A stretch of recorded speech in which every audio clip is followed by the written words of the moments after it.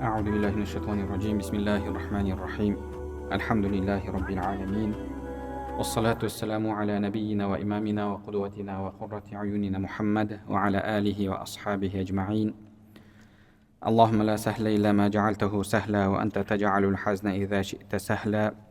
ربي يسر ولا تعسر، ربي تمم بالخير.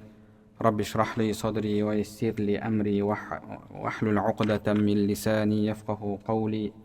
اللهم علمنا ما ينفعنا وانفعنا بما علمتنا وزدنا علما وعملا وتقا وإخلاصا يا رب العالمين. أما بعد، السلام عليكم ورحمة الله وبركاته. Иншаллах, Алла тағаланың қалауымен имам Науауидің Риядус Салихин кітабы бойынша өтіп жатқан дәрістерімізді ары қарай жалғастырамыз. Біз сіздермен 11-ші бапқа келдік. Бабул мужахада. Мужахада деген сөздің мағынасы тырысу, әрекет ету, барын салу, күш-жігерін жұмсау деген мағыналарды білдіреді. Бабул мужахада дегеніміз, яғни осы Алла жолында құлшылықта тырысу, әрекет ету, бүкіл күш-жігерімізді жұмсау деген мағынаны білдіреді. Қал Аллаху Та'ала, Алла Тағала Құран кәрімде айтады: А'уду биллахи минаш шайтанир раджим, валлазина джахаду фина ланахдияннахум субулана ва инналлаха лама'ал мухсинин. Біздің жолымызда тырысқан, әрекет етіп, барын жұмсағандарды біз өзіміздің жолымызға салып қоямыз. Яғни оларды тура жолға бастаймыз, тура жолға саламыз. Алла Тағала жақсылық істеушілермен бірге дейді. Осы мағынадағы тағы бір аят Алла Тағала Құранда айтады: А'уду биллахи минаш шайтанир раджим вa'буду раббака хатта я'тиякал яқин. Өлім келгенше Аллаға құлшылық ет дейді. Аллаға құлшылығың жаса. Яғни адам соңғы демі қалғанша тырысу керек, әрекет ету керек. Алла жолында жұмыстануы, әрекеттенуі қажет. Вақала Та'ала, сондай-ақ Алла Тағала Құран кәрімде айтады: А'уду биллахи минаш шайтанир раджим вазкур исма раббика ва табаттал илайхи табтила. Раббыңды зікір ет, немесе Раббыңның есімін зікір ет, және оған үзіл дейді. Айнқати илайхи. Бұл сөздің мағынасы, яғни Алла жолында әрекет ет, барлық күш-жігеріңді жұмса деген мағынаны білдіреді. Вақала субханаху ва та'ала, сондай-ақ Алла Тағала Құранда тағы да айтқан: А'уду биллахи минаш шайтанир раджим фаман я'мал мисқала зарратин хайран яра. Кімде-кім шаңның тозаңындай жақсылық істесе, оны көреді дейді. Яғни оның жақсылығын көреді. Бұл аяттың мынау бапқа қандай қатысы бар? Яғни сен барынша әрекеттен, қолынан келген істе, өйткені әрбір ісіңнің жақсылығын көресің. Қанша көп Алла жолында тырыссаң, әрекеттенсең, сол әрекетіңнің жемісін жейсің. Вақала Та'ала, сондай-ақ Алла Тағала Құран кәрімде айтқан: А'уду биллахи минаш шайтанир раджим ва ма туқаддиму ли анфусикум мин хайрин таджидуху индаллахи хуа хайран ва а'зама ажра. Өздерің үшін не жұмсасаңдар, өздерің үшін не істеңсеңдер, Алланың құзырында соның қайтарымы одан жақсырақ болады, және ва а'заму ажра, сауабы көбірек болады дейді.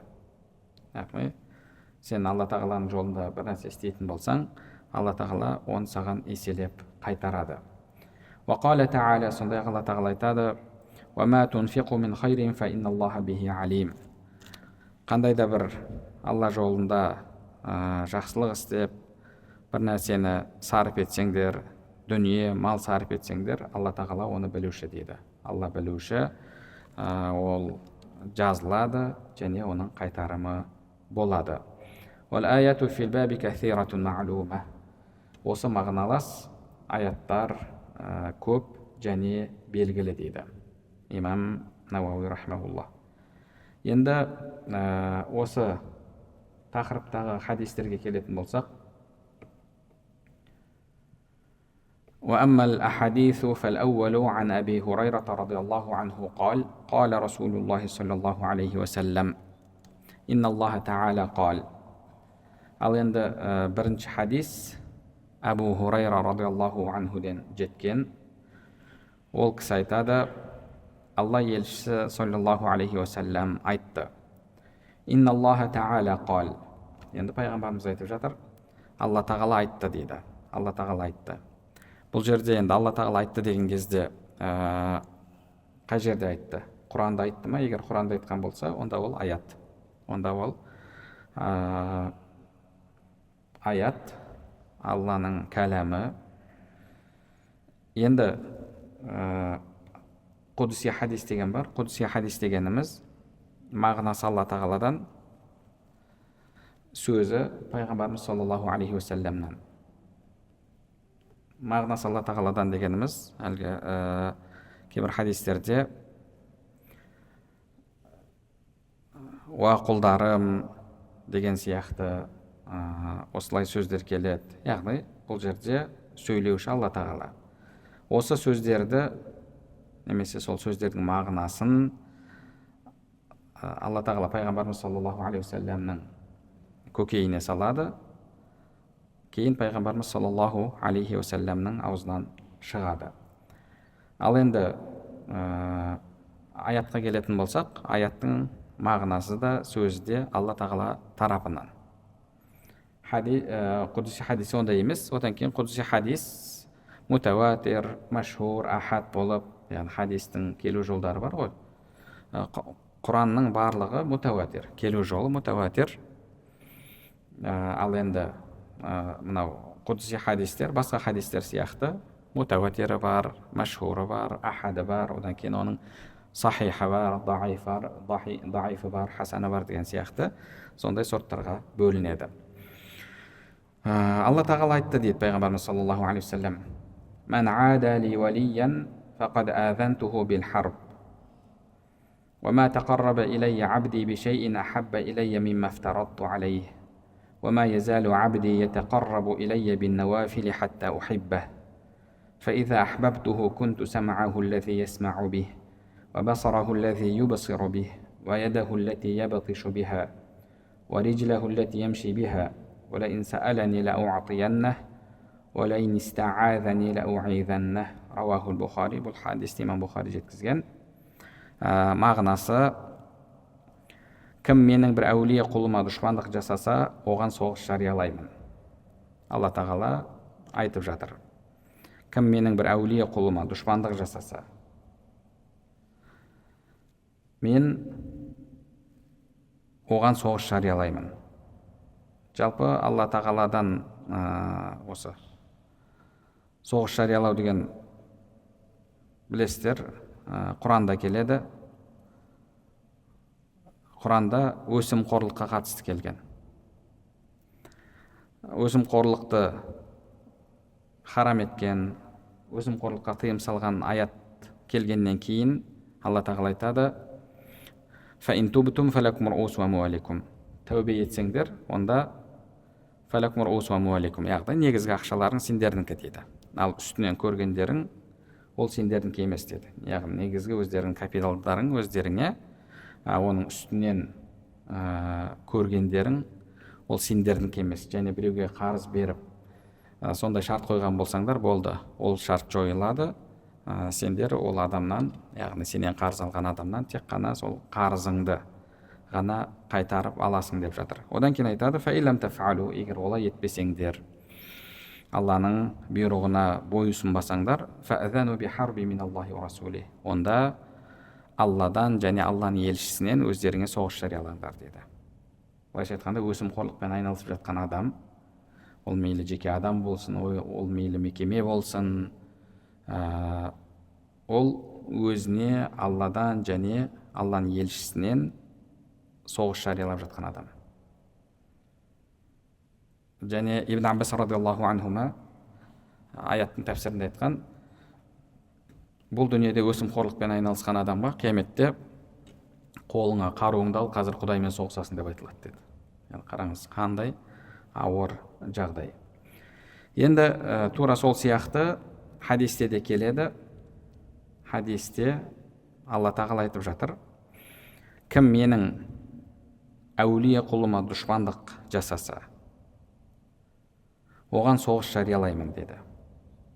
Яғни Алла тағаланың өзі оған соғыс жариялайды. Құлымның маған жақындау үшін істеген амалдарының ішіндегі маған ең сүйіктісі мен оған парыз еткен амалдар дейді. Яғни Алла тағаланың ең жақсы көретін және сізді Аллаға жақындататын амалдар бірінші кезекте Алла парыз еткен амалдар. Бірінші парыздар орындалады. Кейін ары қарай құлым нәпіл ғибадаттар арқылы маған жақындай береді, ақырында мен оны жақсы көремін дейді.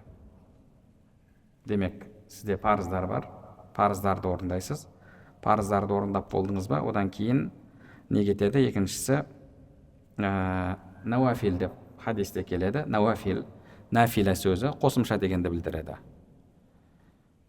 Нафила деген қосымша дегенді білдіреді. Құранда Алла тағала وَوَهَبْنَا لَهُ إِسْحَاقَ وَيَعْقُوبَ نَافِلَةً. Біз Ибрахимге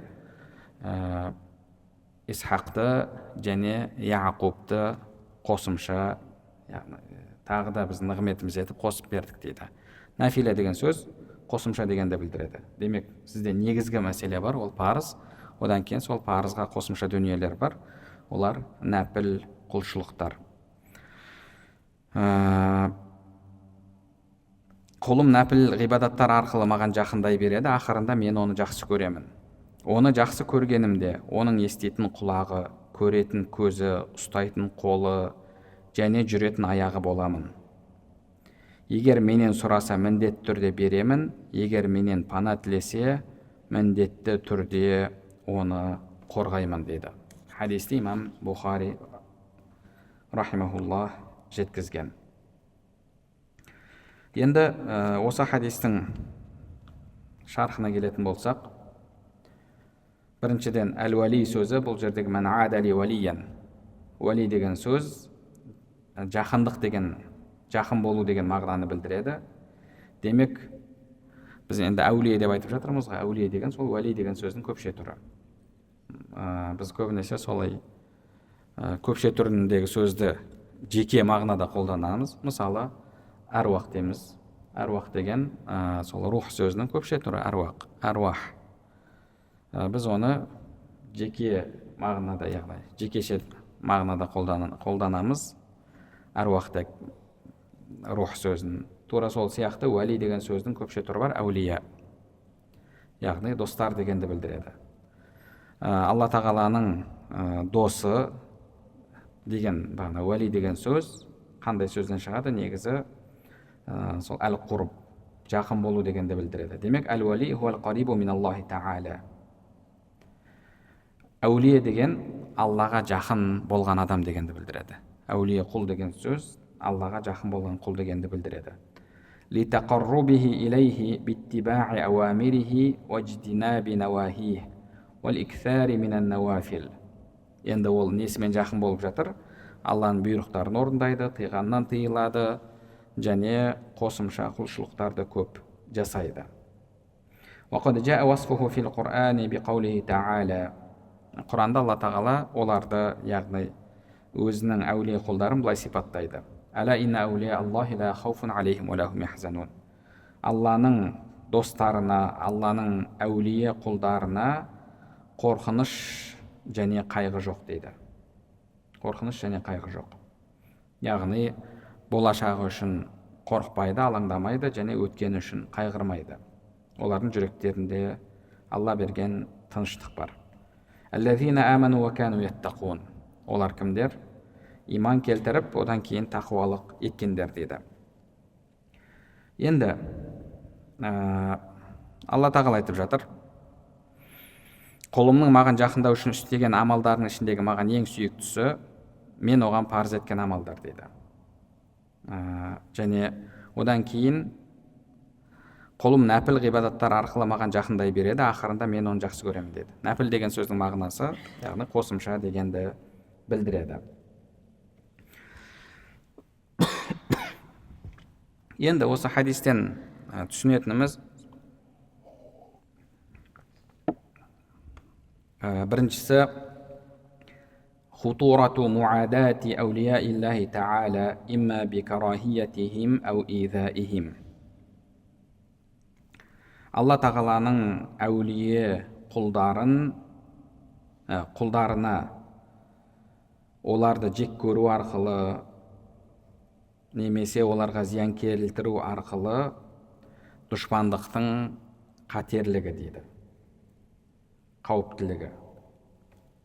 Демек, Алланың сүйікті, Аллаға жақын болған әулие құлдарына дұшпандық жасау, дұшпандық көрсету, олар жек көру арқылы болсын, оларға зиян келтіру арқылы болсын, өте қауіпті іс.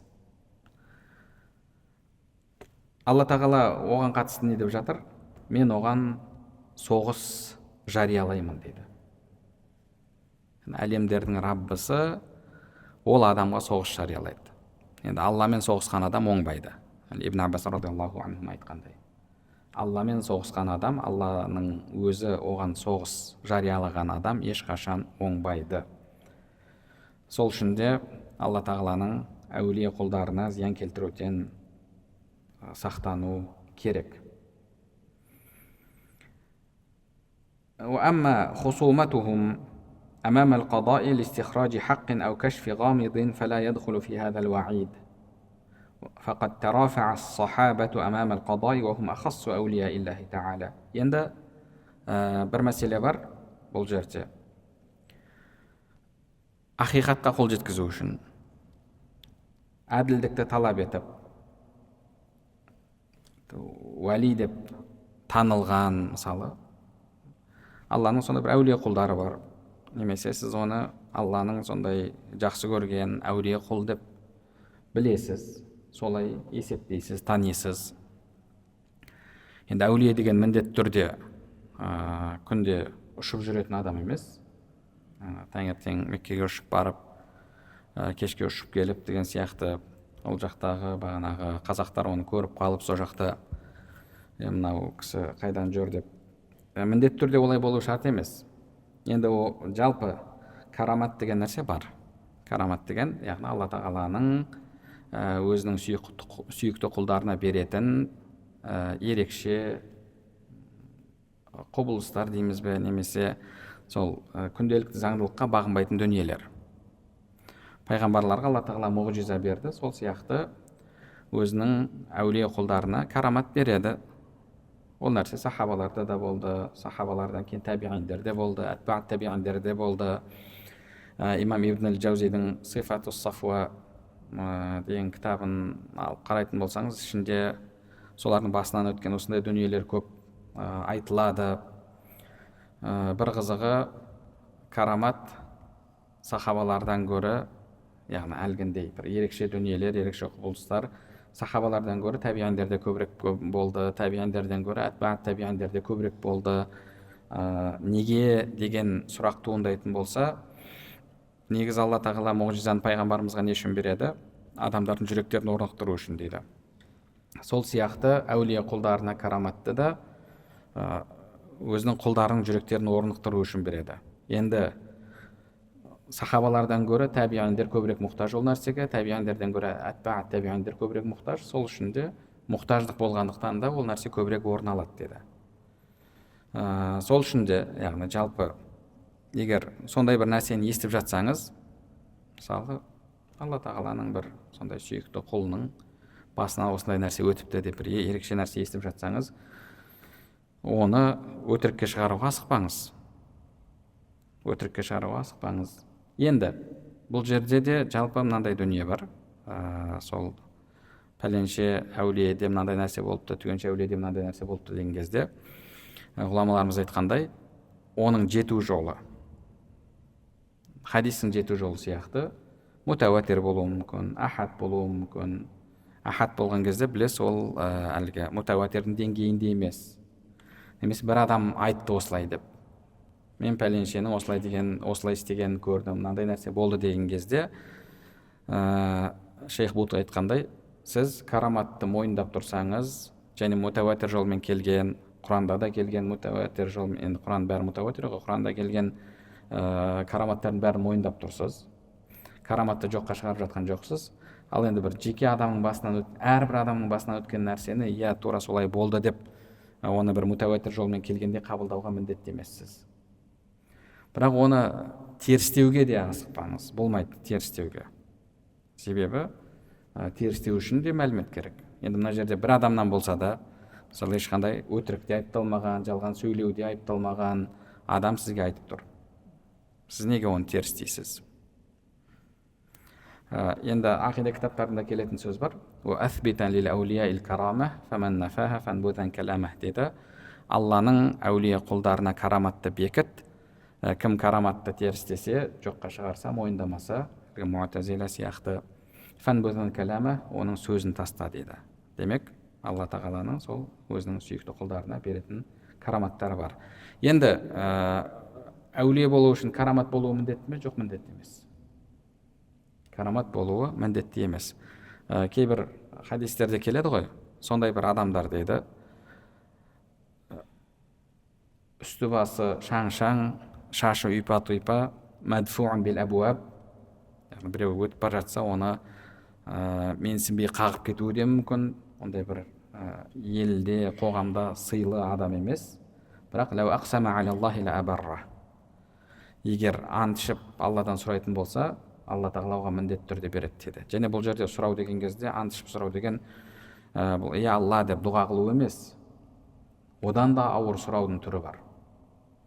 Одан күрделірек болған Алладан сұраудың түрі бар. Оны әл-қасам алаллах дейді. Қалай? Аллахи, Алла тағала мына нәрсені бересің деп кәдімгідей сөйтіп айтады. Егер сөйтіп Алладан сұрайтын болса, Алла тағала оның айтқанын орындайды дейді. Адамдар онша менсіне бермейтін адам, бірақ Алланың алдында ол әулие құлдардан. Енді сондай әулие құлдарға дұшпандық жасау сізге қауіп төндіреді. Ал енді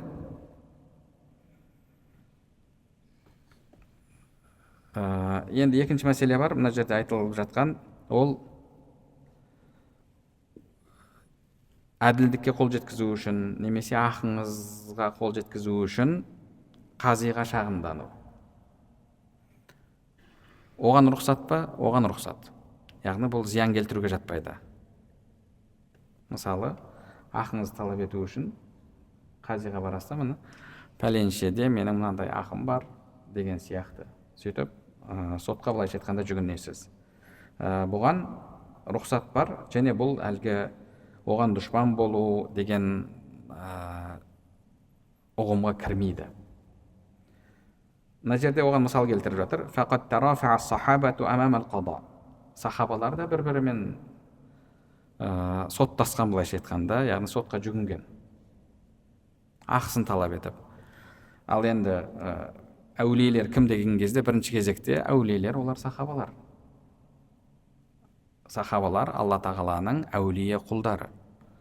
Бірақ өзара бағана сотқа шағымданып бір-біріне ақысын талап еткен. Сол сияқты демек біреуді әулие деп білу, ақыңызды талап етуден сізді тыймайды.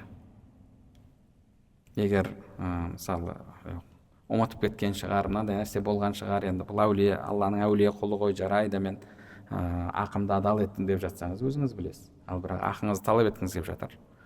Ол кезде талап етуге дініміз рұқсат береді. Демек, біреудің әулиелігін мойындау, ол өзіңіздің ақыңыздан еріксіз түрде бас тарту деген сөз емес. Еріксіз түрде бас тарту деген сөз емес. дініміз оған рұқсат береді. Осы жақында бір сұхбат шықты. Сұхбатта енді бір кісінің артынан еріп жүрген адамдар, енді ол кісіні Құдайдың әулие құлы, Мәхдидің көлеңкесі, Мәхдидің қолы деген сияқты сондай көзқараста болған. Сол кезде ол кісінің қателігін біреулері көрсе, екіншілері ол Мәхдидің көлеңкесі, ол Құдайдың сүйікті құлы, ол әулие адам, сен қалай оған қатысты неге мына нәрсені айтпақшысың, немесе былай деген сияқты осындай, яғни кез келген нәрсеге көз жұм деген сияқты ұстанымда болған жанындағылар. Біздің дініміз олай соқыр ер, қате нәрсесін көрсең неге бұлай деп сұрама деген сияқты ондай нәрсені міндеттемейді. Керісінше сен анықтап алуың керек, білуің керек. Егер ақын қалып кетсе, тіпті дініміз сотқа шағымдануға да рұқсат береді. Одан кейінгі екінші мәселе, бұл жердегі хадистен түсінетін әдәул фараиды мұқаддамун аля науафил лианна ал-амра биха жазим. Парызды орындау нәпілден жоғары тұрады деді.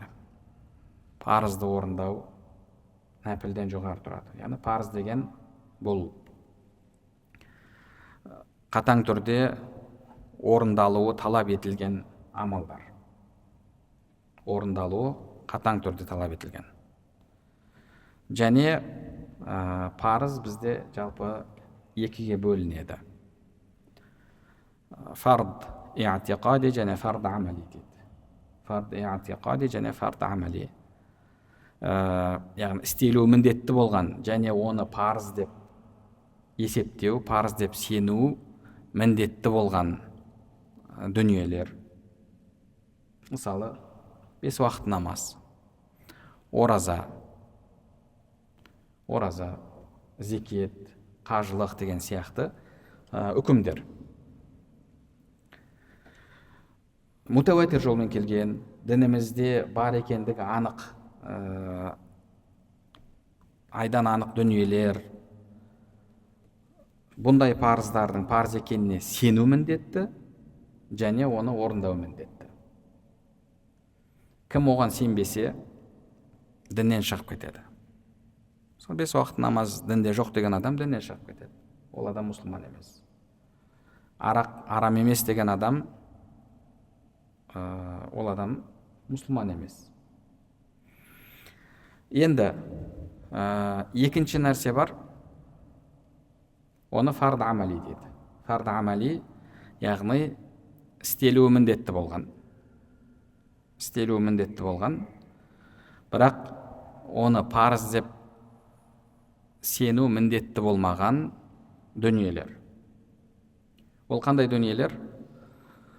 Сіздің еретін имамыңыз бар, ол ижтихадымен әлгі нәрсені парыз деп білді. Бірақ басқа ғұламалар оны парыз деп білген жоқ.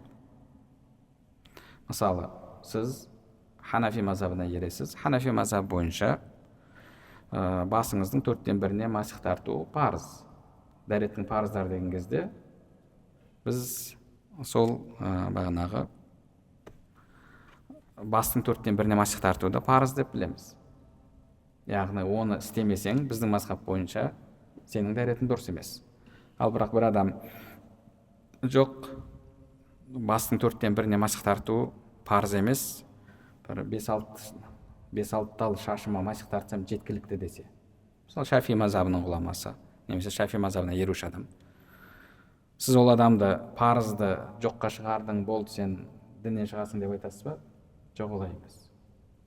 Неге? Өйткені ол ижтихади парыз, яғни ғұламалардың арасында ижтихадты қабылдайтын бір ғұлама оны ижтихад арқылы парыз деді, екіншісі сүндет деді, үшіншісі бағанағы мустахаб деді деген сияқты мәселе. Демек, үкімнің өзін бекіту, ал дәрет Құранда келді. Кім намазға дәрет қажет емес десе, діннен шығып кетеді. Ал енді дәреттің ішіндегі үкімдерге келген кезде ижтихади мәселелер бар. Мысалы, басқа бір мазхабтың ғұламалары дәрет алу үшін ниет міндетті дейді. дұрыс па? Сумен дәрет алған кезде де ниет парыз дейді. Біздің мазхаб имамдарымыз не дейді? Жоқ, сумен дәрет алған кезде ниет парыз емес дейді. Ол дәретті жоққа шығарып жатыр ма? Жоқ, дәретті жоққа шығарып жатқан жоқ. Бірақ ішіндегі мәселелер бар. Олар ижтихадты қабылдайтын мәселелер. Сол үшін де сіз өзіңіздің имамыңызға ерген кезде оны сіз парыз деп білесіз. Бірақ ол қандай парыз? Фарды амали дейді. Яғни істеу міндетті болған парыз. Сіздің имамыңыздың көзқарасы бойынша. Демек, ол тартысты мәселе. Ал тартысты мәселеде, тартысты болғанда, яғни дәлелге сүйенілген тартысты мәселе болса. Дәлелге сүйенбеген ешқандай негізі жоқ тартысты мәселе, ол есепке алынбайды. Әлгі бір оқып келген, бір жігіт оқып кепті.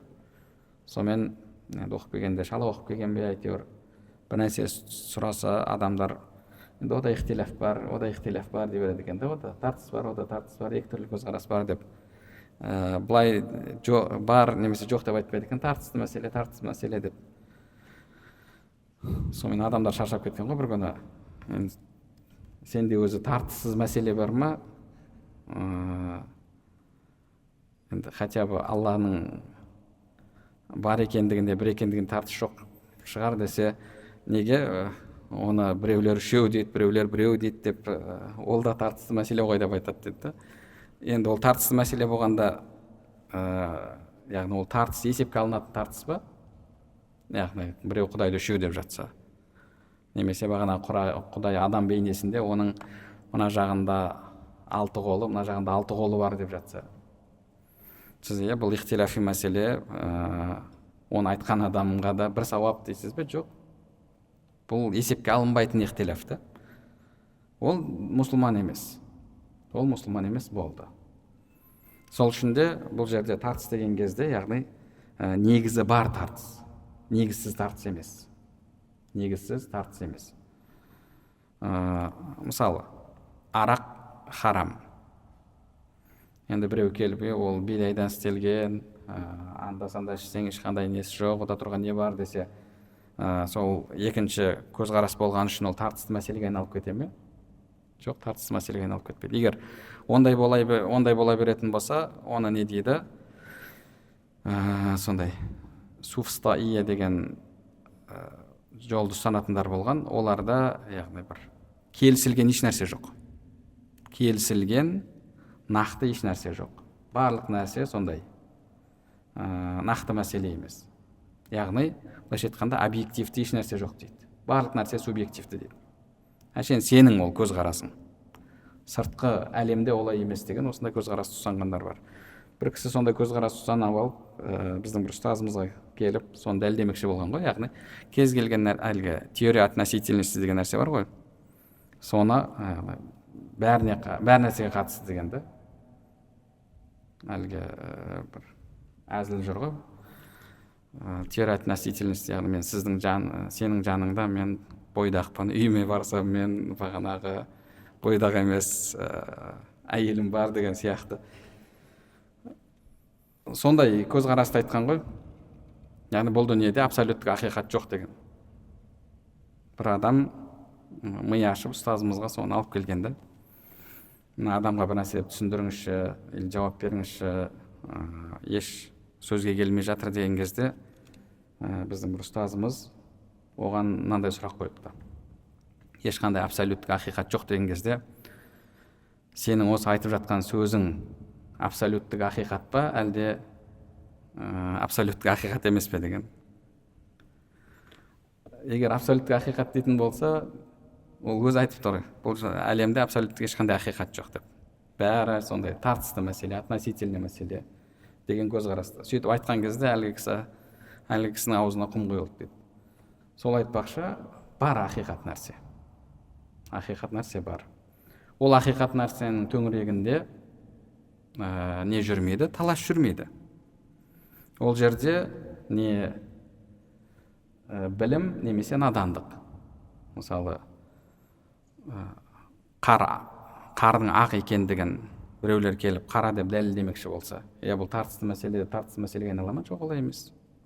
Сол үшін де ақиқат болып қала береді. Ал енді Алла тағаланың өзі ижтихад еткен мәселелер бар. Дінімізде жеңілдік болу үшін діндегі үкімдердің бәрін бір беткей үкімдер еткен жоқ. Ғұламаларға ижтихад етуге Алла тағала мүмкіндік берді. Пайғамбарымыз саллаллаху алейхи вассалам айтты, дұрыс айтса 2 сауап, қателессе 1 сауап деді. Ондай жерде сіз өзіңіздің имамыңызға ерген кезде оны парыз деп білесіз, бірақ ол парыз қандай парыз болып есептеледі? Оны бізде дінде фарды амали дейді.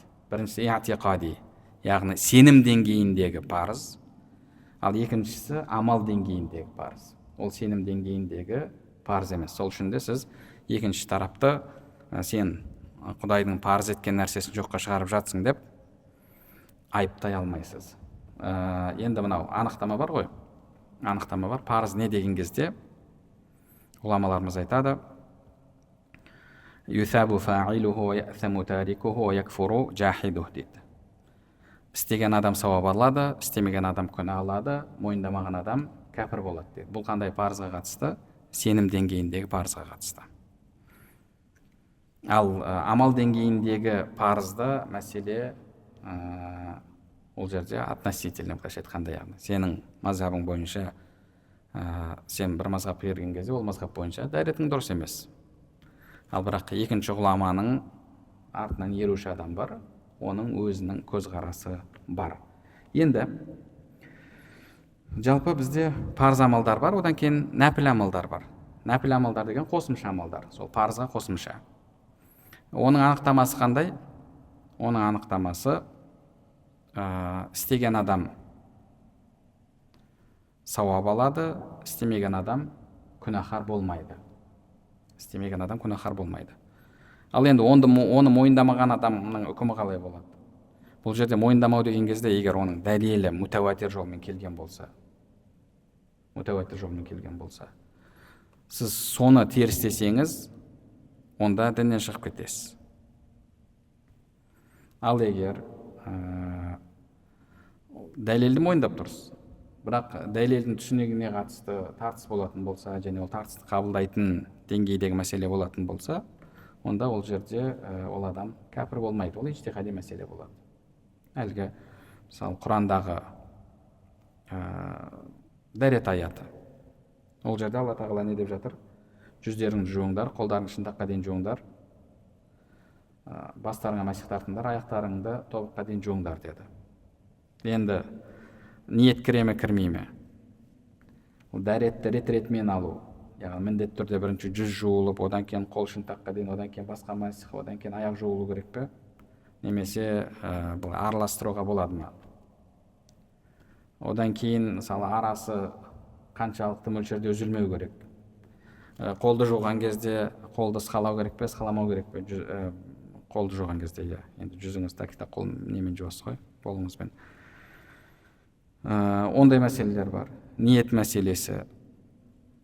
Оның барлығы қосымша ижтихади мәселелер. Біреулер ананы парыз дейді, біреулер мынаны парыз дейді деген сияқты. Біреулер айтады, жоқ, ол сүннет дейді. Енді оның үкімі бөлек. Демек, сүннет амал Құранмен немесе хадиспен, мутауатир хадистермен бекітіліп жатса, оны мойындамау, yani Құранда келсе, міндетті түрде ол адам діннен шығып кетеді. Ал енді хадис мәселесіне келген кезде, енді бұл жерде де ғұламаларымыздың арасында көзқарас бар. Мысалы, бағанағы мәсіге мәсіх тарту, енді оны мойындамаған адам діннен шыға ма? Енді үкім ауыр деп айтылады, бірақ нақты кәпір болып кетеді деген енді бұл жерде бұның өзі ижтихади мәселе, сол үшін де бұл жерде де кесіп айтпай-ақ қояйық. Демек, адамнан бірінші талап етілетін нәрсе бұл парыз амалдар. Өйткені оның бұйрығы үзілді кесілді. Яғни істе деп міндеттелген амал. Одан кейін қосымша амалдар бар, нәпіл амалдар деп айтылады. Істесең сауап, істемесең күнә жоқ.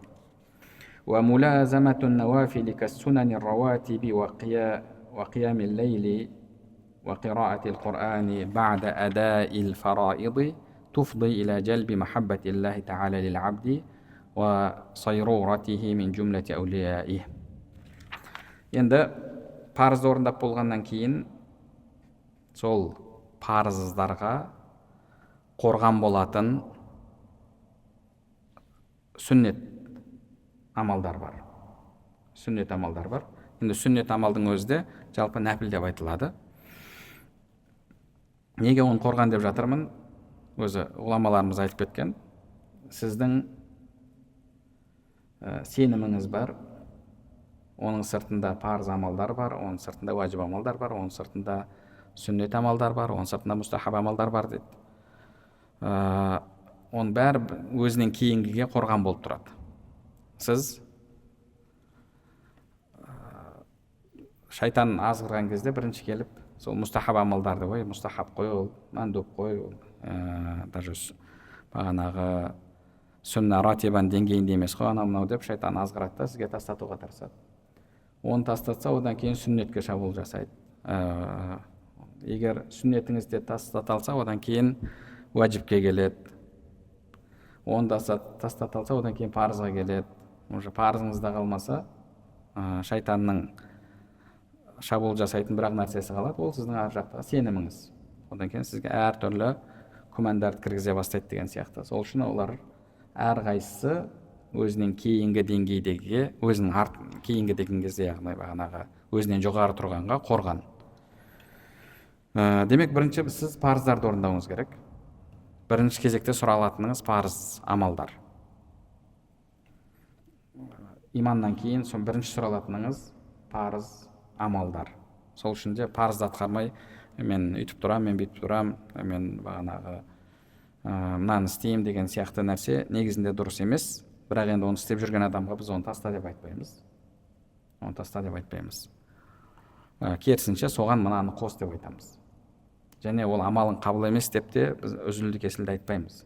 Кейбіреулер айтады, ой, намаз оқымасаң оразаң қабыл емес, бүйтпесең мынауың қабыл емес деген сияқты. Неге сіз өйтіп айтасыз қабыл емес деп? Неге адамдарды бағанағы үмітсіздікке итермелейсіз? Керісінше Алла қабыл етсін, оған мына амалды қос деп шақыруыңыз керек. Бірінші парыз орындалады. Енді парызбен бірге нәпіл амалдарды істеп жүрсеңіз дейді, оған мысал келтіріп жатыр. Касунанир рауатиб дейді. Яғни, былайша айтқанда, муаккад сүннеттер.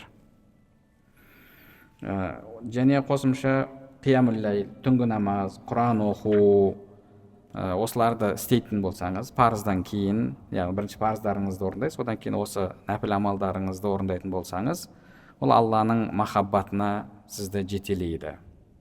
Және Алла тағаланың сүйікті құлдарының, әулие құлдарының қатарына кіруіңізге себепкер болады. Енді хадисте не деп жатыр? Хатта ухиббах дейді. Мен оны жақсы көремін дейді. Яғни нәпілдермен, парыздарды орындап болғаннан кейін нәпілдермен маған тағы да жақындай түседі. Сөйтіп мен оны жақсы көремін дейді. Фаиза ахбабтуху, қашан мен оны жақсы көрсем, оны сүйсем, ол сүйікті құлдарымнан болса, оның еститін құлағы боламын, көретін көзі боламын, ұстайтын қолы боламын. Ябтышу дегенде бұл жерде ядрибу дегенде мағына беріпті. Немесе әл-ахзу бишидде депті. Яғни сонда күшпен ұстау деген мағынаны білдіреді екен. Яғни ұстау деп айта берсек болады. Ұстайтын қолы боламын, жүретін аяғы боламын деп Алла тағала айтып жатыр. Енді бұл жердегі сөздің мағынасы не? Сөздің мағынасы, яғни Алла тағала сіздің бір бөлігіңізге айнала ма? Жоқ, олай емес. Алла тағала ол нәрседен пәк. Алла тағала ол нәрседен пәк. Бұл жерде ондай мағынада емес. Және бұл сөздің мағынасы сіздің көруіңіз.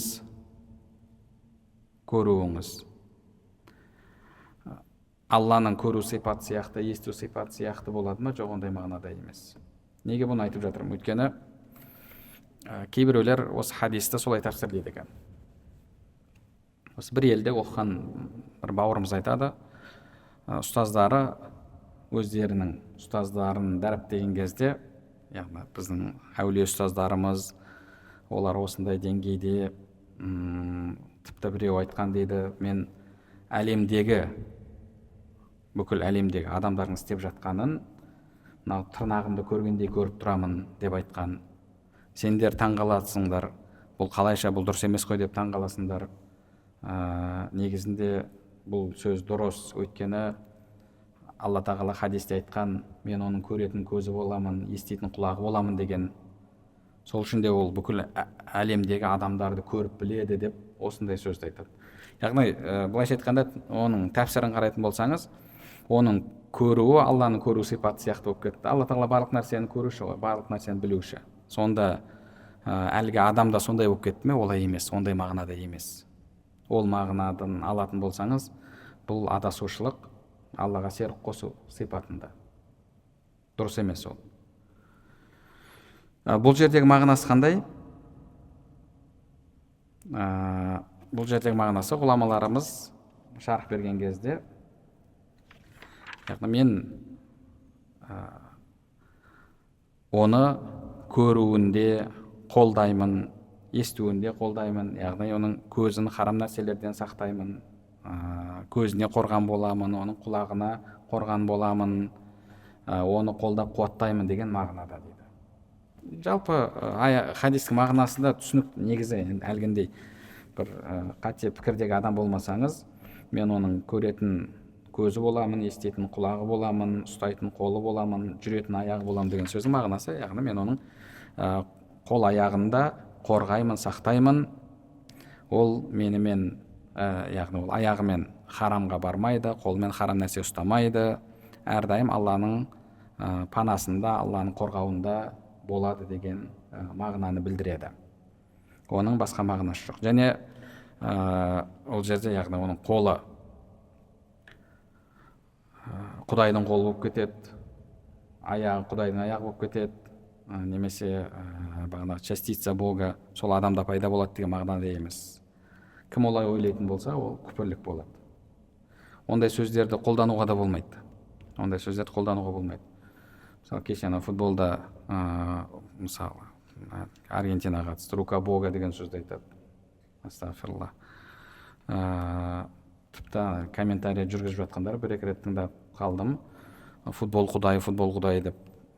Кәдімгі қазақша жүргізіп жатқан адам футбол құдай деген сөзді айтып жатыр. Құдай сақтасын. Егер әлгі гректердің теңіз құдайы, жаңбыр құдайы, найзағы құдайы деген сияқты сондай бір мағынада айтып жатса, ол адам діннен шығып кетеді. Егер соның мағынасын иатиқат жасап, соған сеніп сөйтіп айтып жатқан болса, ол адам діннен шығып кетеді. Сол үшін де, яғни былайша айтқанда, Алла тағала ешкіммен сливаться етпейді, орысша айтқанда, яғни біреумен бірікпейді. Оның қолы болып, оның аяғы болып, оның көзі болып, оның құлағы болып деген сияқты. Ондай нәрседен Алла тағала пәк, және хадис ондай мағынада емес. Мен оның көзін, құлағын, аяғын, қолын сақтаймын, қорғаймын деген мағынаны білдіреді. Және одан кейін тағы бір түсінетініміз бұл хадистен: «Иза садақал абду раббаху фи ибадатихи хатта сара фи мawdi'ил вилаяти минху кана хаққан ан юджиба Аллаху дуааху ин кана залика хайран лах». Егер пенде Алла тағаламен құлшылығында, мәмілесінде шыншыл болып, әулиелік деңгейге жетіп жатса, онда Алла тағалаға оның дұғасын қабылдау міндетті болады. Өйткені Алла тағаланың өзі айтып жатыр: «Уәләйн сәәләни ләуътиянна». Егер сұраса, мен оның сұраған беремін дейді. «Уәләйн истаазани ләуъизанна». Егер менен пана тілесе, мен оны панама аламын дейді. Алла міндетті болады деді. «Ин кана залика хайран лах». Енді оның шарты бар, егер ол үшін хайырлы болса. Немесе «Ау юауидаху хайран минху имма фид дуния ауил ахира». Немесе одан қайырлысын Алла тағала бұл дүниеде немесе ақиретте береді. Біз білетін басқа хадисте келген ереже бар ғой, Алла тағала біреудің дұғасын қабыл етсе, оған сұрағанын береді. Егер қабыл етсе, сұрағанын береді, немесе сол мөлшерде оны бір пәлекеттен, жамандықтан құтқарады, немесе оның қайтарымын қияметке сақтап қояды. Бұл жерде енді сіз әулие құлдардан болмасаңыз, дұғаңыз қабыл болуы мүмкін, болмауы мүмкін. Ал енді әулие құлдардан болсаңыз, Алла тағала айтып жатыр: егер менен сұраса, мен оған міндетті түрде беремін дейді. Яғни мен оның дұғасын міндетті түрде қабыл етемін деп жатыр. Және бұл жерде әлгі қуаттаушы, араб тілінде әдауат тәукид дейді, сондай нәрсе бар. Мысалы, уати беремін, ла уати міндетті түрде беремін, ла уатиянна міндетті түрде беремін. Былайша айтқанда әлгі сол сөзді қуаттаушы. Бұл жерде екі қуаттаушы келіп тұр. Бір жағынан ләм тәукид және нун тәукид, екеуі екі жағынан келіп тұр. Яғни мен оған міндетті түрде беремін деп Алла тағала айтып жатыр. Демек, Алла тағала оның дұғасын міндетті түрде қабыл етеді. Әулие құлдың дұғасы міндетті түрде қабыл болады. Ал енді қабыл болған дұғаға Алла тағала сұрағанын береді, немесе сол мөлшерде бір пәлекеттен құтқарады, немесе қияметке сақтап қояды. Және одан кейін жалпы дұға деген нәрсе, мысалы, жеке адамның өзінің басындағы дұға болады,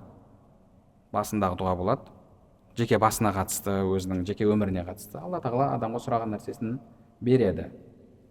Ал енді екінші бір нәрсе бар, ол өмірдегі заңдылық деген нәрсе бар. Ол заңдылықты сіз дұғамен өзгерте алмайсыз. Заңдылықпен өзгерте алмайсыз. Заңдылықты дұғамен өзгерте алмайсыз. Яғни Алла тағала мысалы айтады, өзі Алла тағала кәпірлерге, мұсылмандардың үстінен бір үстемдік бермейді дейді. Қашан? Алламен мәмілесі дұрыс болып тұрса.